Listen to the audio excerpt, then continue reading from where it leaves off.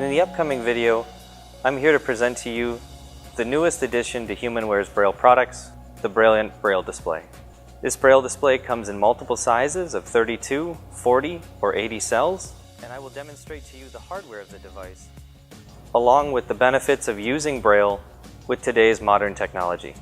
What you're looking right now at is the HumanWare Brailliant 40. The Brailliant product line will have a 32 cell, a 40 cell, and an 80 cell model. That's the length of the display. If we look at the top of the face of the device, you see the Braille input keys, dots 1, 2, 3, 4, 5, 6, 7, and 8, otherwise known as backspace enter. And when you connect the Brailliant to other devices such as a computer, you can input text using the efficient Braille keyboard here. It allows you to type in whether you're using JAWS or Window Eyes, whatever screen reader you're going to be controlling or is going to also be distributing the Braille across the display. You can input the text just by typing on the Brailliant's keypad here. It's very, very responsive, and the nice thing about a Brailliant or a keypad here is that when you're using it, you immediately know if you make a mistake. You can quickly backspace and edit your mistakes. The biggest advantage of using a Brailliant keyboard is that we actually have mapped all the QWERTY keyboard commands to the HumanWare Brailliant's keyboard, meaning that I can control every aspect of the computer just from the Brailliant's input keys at the top. For instance, if I want to do an Alt-Tab command, I can press the spacebar and the letter T. The spacebars are located below the Braille display. We actually have two of them. And they're used in conjunction with other letters and things like that to perform different functions. Where it's really incredible is that we can actually emulate all the modifier keys, such as Alt, Shift, Windows, and Control, by doing different key combinations. So for instance, if I press spacebar and dot 8 together and press dot 1, I can do one command. Spacebar, dot 8, and dot 2 will represent another modifier. And after that, I can do different things. So for instance, if I ever needed to do Control Tab, I could press the modifier key and then the tab function, which is spacebar and dots 4, 6. It provides very, very seamless transitions between the QWERTY keyboard and the Brailliant's input keys. And the key mappings are easy to remember. If we come down below, you'll see the Brailliant's 40 cell Braille displays. To the left we have control keys that are dots 1, 2, 3 control keys, 4, 5, and 6. And when used in conjunction with each other, they sort of represent a Braille cell. The Braille cell, if you push these keys together, it would have dots 1, 2, 3, 4, 5, and 6. For instance, if I ever need to do the desktop command or to jump to the desktop, I can press dots 1, 4, 5 all together and it will jump me to the desktop. These command keys are used to perform different screen reader commands or Windows commands to make things much easier when we're using a Braille display. Above each of the Braille cells are cursor router keys that when editing, I can quickly navigate to a specific cell by just tapping the router key above the cell, and I can do editing from there. HumanWare's signature thumb keys allow me to efficiently read across the display, never removing my hands from the display. And it's very comfortable to read long texts and large quantities of Braille.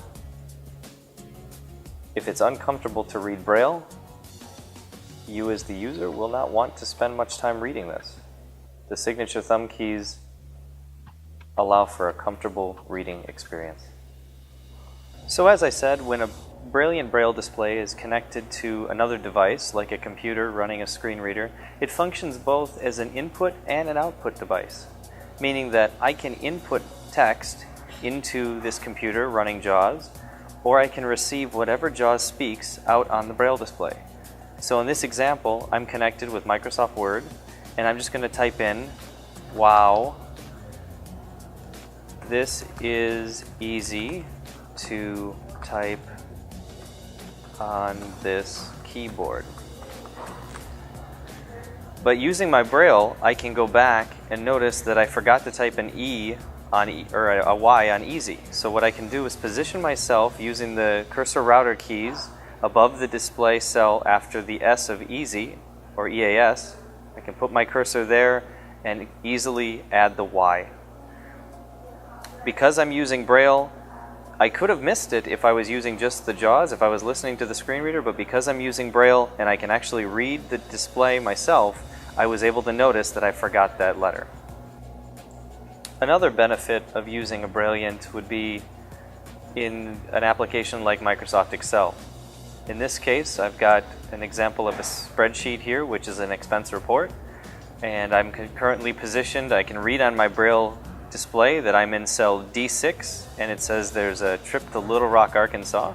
You can see that's in cell D6. I'm looking at my display, and I can quickly emulate my right or left arrow using space and dot 6 or space and dot 3, or I can use the easy-to-use thumb keys on the bottom of the display to navigate around the Excel spreadsheet. In this case, I want to go to the cell related to the airfare, which is in G6, so I can either position myself with spacebar and dot 6 to go all the way over to G6, and I can type in the total that I spent, which was $200, and it's inserted. I can then go back up and make sure that I did it correctly. In G6, now I feel on my display that I have $200 in the airfare category. Where the Brailliant really shines is if you're a blind presenter. In the past, blind presenters have had to take their cues from a screen reader with a headphone in their ear while they're giving a presentation. So to be able to listen to a screen reader reading the bullet points and then present them at the same time was quite difficult. Using a Braille display with Microsoft PowerPoint makes life so much easier. In this case, because I can emulate every key on the keyboard, I never have to touch the space bar to move the slides forward or the backspace key to move the slides back. I can do that all with the Brailliant's keyboard. In this case, if I want to enter the slideshow, I can actually force it to do the F5 key, and I'm in the slideshow.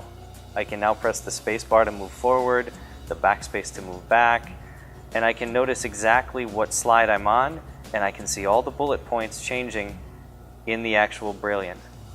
In this case, now I'm actually reading the Braille of the bullet points and making my presentation so much easier. Alternatively, I can do other things like exit out of the slideshow, I can open up the start menu, I can navigate down with the commands, or I can navigate up. Just like I was hitting the up and down arrows, I can hit the escape key, or I can alt-tab back to Microsoft PowerPoint and get back immediately into the slideshow, never taking my hands off the Brailliant. You'll notice the amount of keys on the Brailliant. In order to control the computer's keyboard, because there are so many keys on the QWERTY keyboard, some displays have several control keys, etc., to try to emulate those keys. We at HumanWare feel that efficient key mapping, key commands, key combinations that are very easy to remember allow for one to want to use this device to emulate a QWERTY keyboard. If it's easy to remember, you'll be using it on a daily basis.